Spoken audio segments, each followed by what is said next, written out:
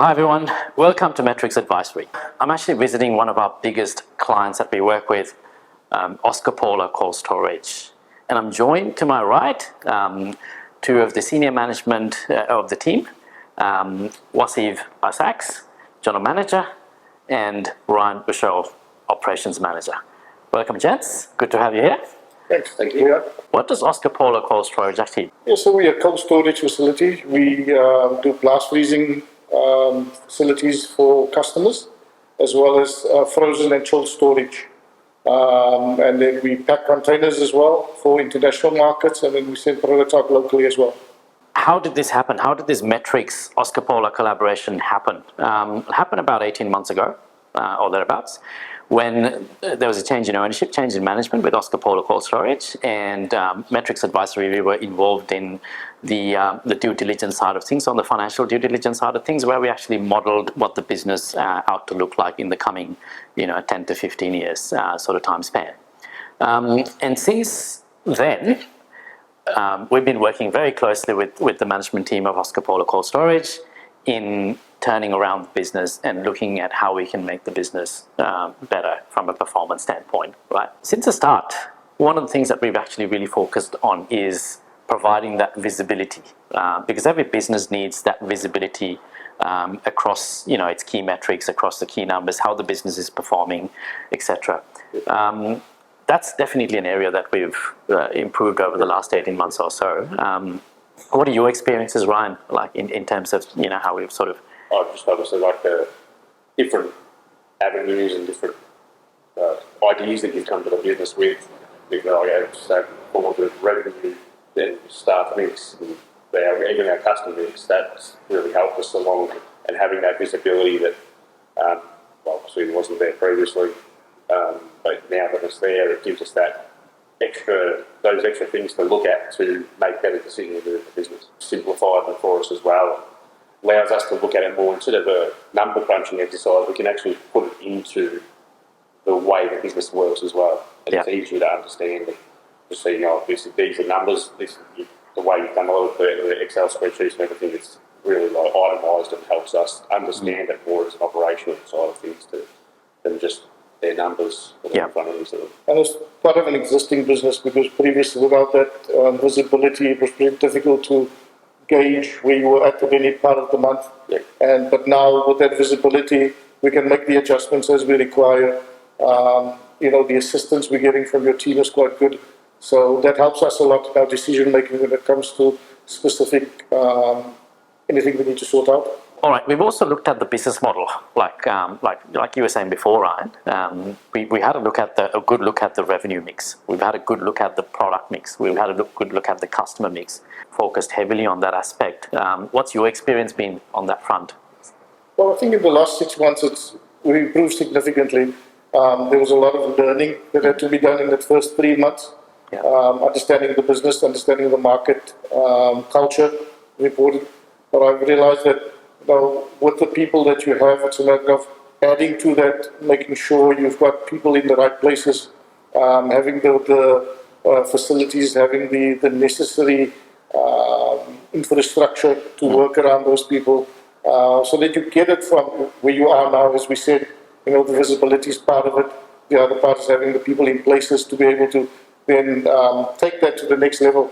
I want to also talk about the key metrics and the weekly KPI meetings and the dashboards that we've obviously started working on. That again goes back to that first point of providing that visibility, having that accountability, etc. in place. How have you found those weekly meetings? I guess being say monthly, quarterly, done sort of bi-monthly, and then going to weekly, it gives you that more visibility. Having it every week and you can see the trends. Then waiting for a month and then realising what we changed there didn't work. To be able to do it having a meeting every week, go over the main key metrics and go, okay, this is where we change this, didn't work, let's go with this other option. That's a very valid point, Ryan. Sorry to cut you off. That's a very valid point that I'm going to pick up on, because a lot of businesses actually go across financials on a monthly basis. Some actually even do it on an annual basis, right? Now, what you mentioned there is so valid, because if you actually monitor your business data on a weekly basis, right, You make the adjustments. you can make the adjustments from week to week. You don't have to wait till the end of the month. You don't have to wait till the end of the financial year. So that's a very good point. Like that's the whole purpose of having weekly KPI meetings, right? Yeah, cool. Good point. Anything you want to add to that? Also that, your financials, you can see it. Instead of having to go asking for it, it comes out to you weekly, you have the month, and then those monthly management meetings that when I report to the directors, etc., the information is real time. It's nothing that we say, okay, this is 1 month, let's track it for a number. Weekly, we can say, okay, the trends are either consistent or inconsistent. What have we done better? What have we done worse? And how do we report and how do we fix that? So when we get to that middle of the month, when we go to the directors and say, we're in the black for this month because last month, or we haven't done as well, but we've done better than expected, which is ideally what where we want to be. Always want to be, right? Yeah. Another point that we've obviously I want to discuss about is the budgeting and forecasting process. Now, a lot of businesses, small businesses, don't really believe in budgeting or don't really have the resources or they don't think it's important enough. But if you look at most of the successful businesses, they do get into budgeting and forecasting. As they say, failing to plan is planning to fail. So budgeting and forecasting is so crucial, and we've been obviously doing that over the last 18 months or so, since we've obviously started working together. So we have an annual budget, which is just before the end of the financial year for the coming financial year, and then we actually have a quarterly reforecasting session as well. What are your experiences? Why are budgets and reforecasts so important, Wasi, from your perspective? Well, as you said, if you plan to fail, you're going to fail. And as a business, the main thing that you want to do is look after your people. We've got 70 people working on site here, and every day we come to work, we plan to plan. All right? You want to be successful, both personally, and financially. And personally, I believe if you personally successful, you'll be financially successful. Because the stronger you are, the stronger your business will be. There's a lot of work that we do mentally that goes involved in what people don't see. And that's a big thing when it comes to management, because the higher everyone wants to be in that position, but how do you deal with that, the pressure that goes along with it. So for us, we might not be a very big business, but we're a proud business. And everyone here wears their heart on their sleeves. They come to work, do their work, and they go home. And for us as management, it's a matter of giving everyone a safe environment to work, and we're doing that. Yeah, fantastic. How have you found that process, like the sort of the functional areas? If I know there's been areas that we've had to fix along the way, right? And that's always the case with business, let's be honest. You're never going to get it 100% perfect with some of these functional areas. But over time, I think we've definitely improved in terms of how we handle the payroll, how long the process takes, how we get the custom invoices out in time. How do we make sure that we actually have the right approvals set up in the back end for all the supply invoices that come through? How we manage cash flow? These things are critical for any business, and more so for small businesses, especially from a cash flow perspective. What has been your experience with your time working with us at Metrix? Two words: visibility and communication. Yeah. That's been the biggest thing, because the nice part is you don't have to wait for a phone call or wait for an email. There's a phone call that can be made, which sort something out. But the idea of just having that accessibility to the financial metrics is good. With us, as I said earlier, being fluid, there's a lot of things that we, from an HR point of view, different departments needing answers at a specific time, and we've been getting that, which is good. Yeah, amazing. And now, 18 months ago, when we started working together, the bottom line was that the business was underperforming. It was not performing to the standards that is expected of such a business. So we've worked quite hard with these two gentlemen and the wider team of the business to turn the business around. And I really want to share some of the insights that we've observed as part of that journey over the last 18 months. Right? And I want to get input from both of you gentlemen as well.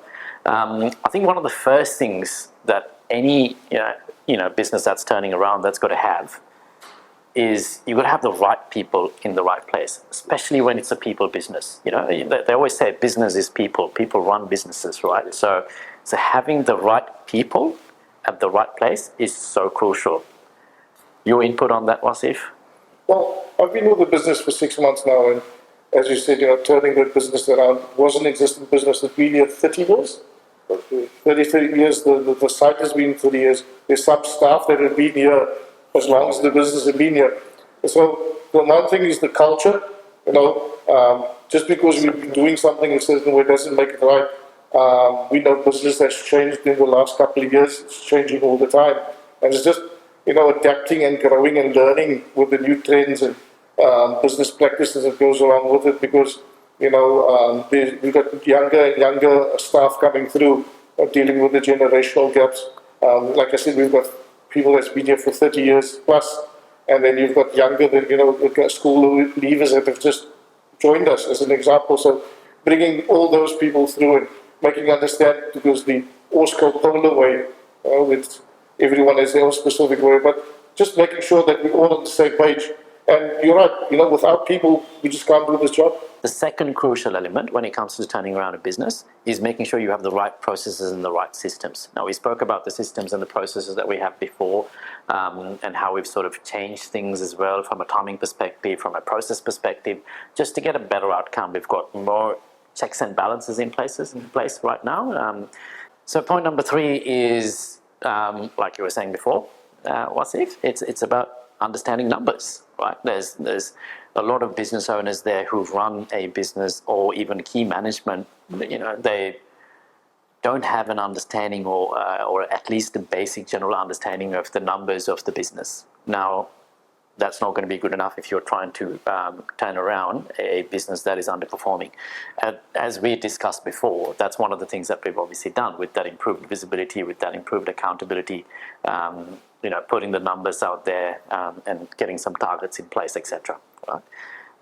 And point number 4, right, which is going to be crucial for turning around a business, is actually being proactive and actually having a plan in place. And we touched on this before as well. Why we do budgets and why we do reforecasting is because we want to get on the front foot. We don't want to wait till the end of the month. We don't want to be wait until the end of the financial year to have a plan in place. We want to have that almost on a daily basis, on a weekly basis. There's so many things that change in the external environment which are out of our control, right? So if you want to be successful in business, you've got to be able to change. You've got to be able to adapt to those changes. Otherwise, you're not going to survive in the long run, right? And that's what we've done within Oscar Polar as well, haven't we? We've put in strategies. Yes. There's the planning, there's the strategies that we've got in the last 6 months alone, with us being so fluid, with the market, whatever it is, the production that our customers are going through, the increased production of beef prices. All these get taken into consideration when we look at a facility our size. We're not the biggest, but we don't aim to be the biggest. We aim to do what we can in our space, and that's part of our strategy, part of our planning. We take that into consideration, the people that we have, and how do we grow what we currently have, and what do we need to do to grow. Yeah, so true, so true. And last but not least, point number 5 to turn around a business is to understand your customer. Right? You've got to understand your customer's needs.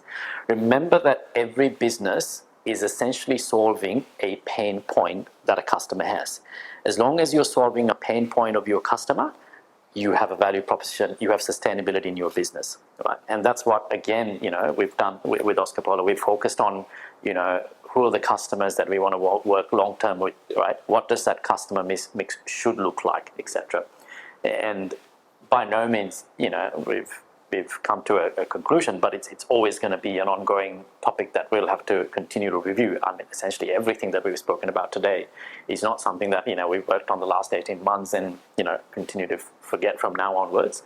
We're going to have to continue to work on all those areas, right? So like the last 18 months, there's been challenges, there's been ups and downs, but, as a business, we are definitely in a much better place than where we were, say, 18 months ago. But it's only the start. And you both gentlemen agree that we've got a long way to go? Yeah, 100%. All right. Look, it's been a very interesting discussion. I'm so pleased to be here. I've actually come here after 18 months or so as well to visit the site, and I can see how like the transformation in progress. As soon as I walked in, I could sense a difference. I could see a lot more energy. There's a more positive vibe within the place, which is amazing to see. So one final question I want to ask both of you gentlemen. Thank you so much for your time.